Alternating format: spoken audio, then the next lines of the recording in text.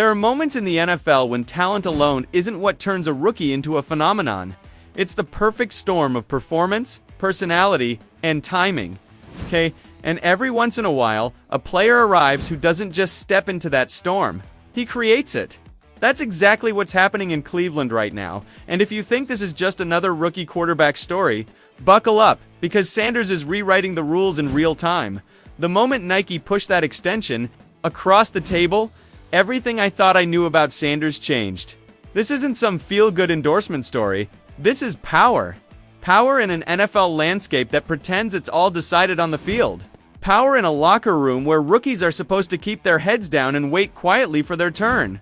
You really think Nike just cut that check so he could hold a clipboard? Come on. This was a calculated strike, and if you're tapped in the way I am, you know exactly how dangerous that is. We're talking about a fifth-round rookie who walked into the league with bigger energy than half the first-rounders combined, and somehow just walked right into becoming the face of a global campaign.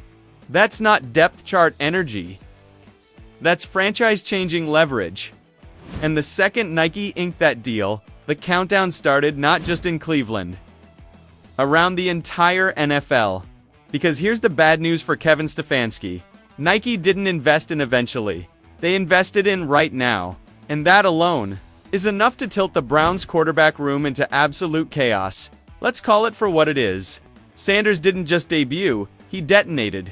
That preseason snap wasn't supposed to matter, but the vibe shifted before he even hit the tunnel. Precision throws, pocket composure that made veterans blink. Then that wrist flex, subtle, surgical, disrespectful. It was the kind of moment you can't manufacture ... And the internet made sure he didn't need to. In less than 12 hours he'd gone from promising rookie to trending phenomenon. TikTok edits, highlights spliced into hip-hop reels. Nike didn't need to hype it. The world did it for them. Now, here's where it really gets messy. Every second the Browns don't make him QB1, they look terrified. Terrified of publicity. Terrified of backlash. Terrified of making a mistake. That becomes a meme before halftime. Bench him. You're suppressing a movement. Play him. You're letting marketing money dictate the depth chart. Either way, you're bleeding.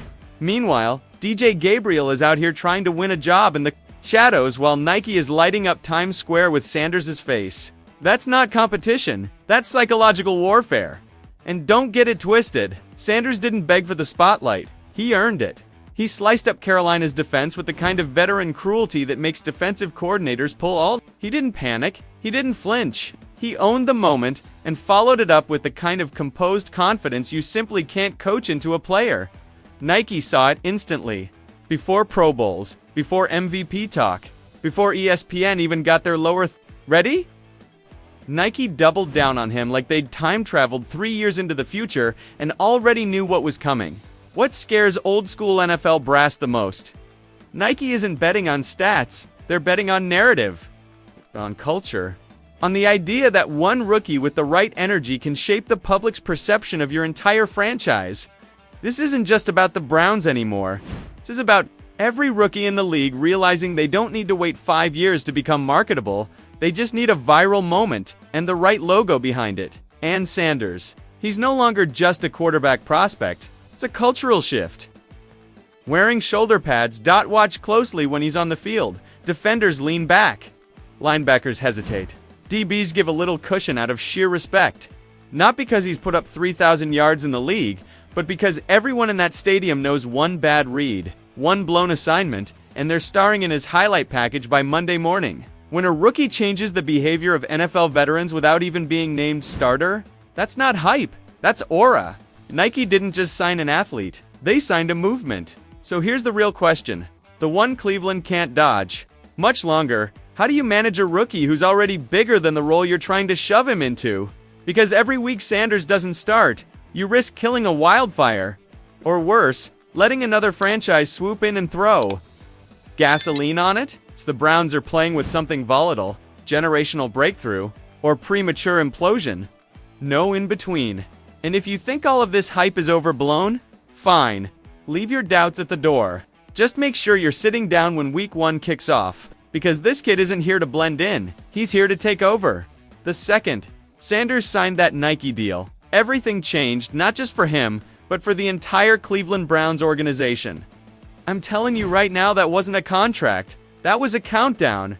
Before the ink dried, he was just a talented rookie buried safely behind press conference cliches and depth chart politics. But once Nike stamped him as their guy, the Browns lost control of his storyline overnight.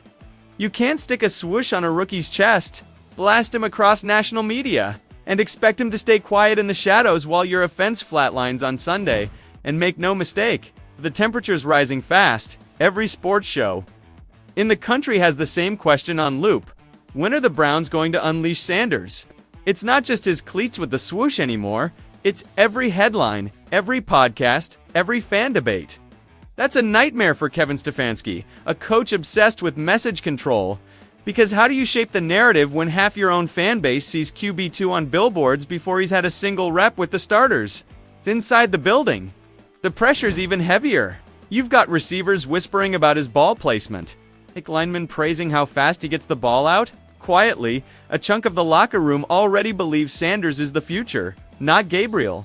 But there's resistance to old-school vets who swear by that earn it culture. To them, the Nike deal isn't a badge of honor, it's a distraction. Proof the kid might be chasing fame before he's earned NFL respect. That's how fractures start, not through shouting, through small hesitations. Side-eye in the film room, pauses before players answer reporters, subtle, silent cracks. And here's the wild part. While chaos swirls around him, Sanders doesn't move an inch. No tweets, no complaints, no cryptic soundbites. Just film study, practice, and unwavering composure. The very reason Nike bagged him in the first place. They didn't just invest in a quarterback.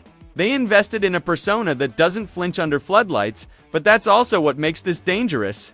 Because the more he stays calm, the louder the city gets. All it takes is one bad showing from Gabriel, one lifeless Sunday in front of a restless Cleveland crowd, and the chants won't just be online, they'll echo from the dog pound itself. Put Sanders in. Once that starts, the narrative flips. The media won't ask if Sanders should play. They'll demand to know why he isn't, and the longer Stefanski stalls, the more this starts to feel like a high-stakes gamble with an entire season. Maybe a franchise's future, hanging in the balance. And don't kid yourself, other teams are watching. The Rams, the Raiders, even the Cowboys have reportedly sniffed around. That's the Browns' nightmare. Butcher this decision.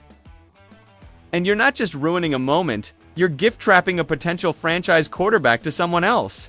All because you hesitated. And the wildest thing, this controversy hasn't been brewing for months. It went from preseason spark to full-blown inferno in 2 weeks. Cleveland has never dealt with a player whose brand blew up faster than the franchise itself. So, now Stefanski is tightrope walking. Ride the wave. Or get swallowed by it. Because the silence coming from Sanders, it's not peace, it's pressure.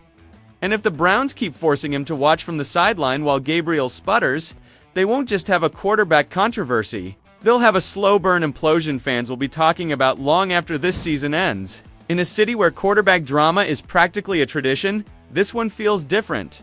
Because this time, the rookie might already be better. Let me know in the comments. Do you think Sanders should be starting right now? Drop your take, smash that like button, and hit subscribe if you want more raw, unfiltered Browns coverage. This story is just getting started, and trust me, you don't want to miss where it goes next?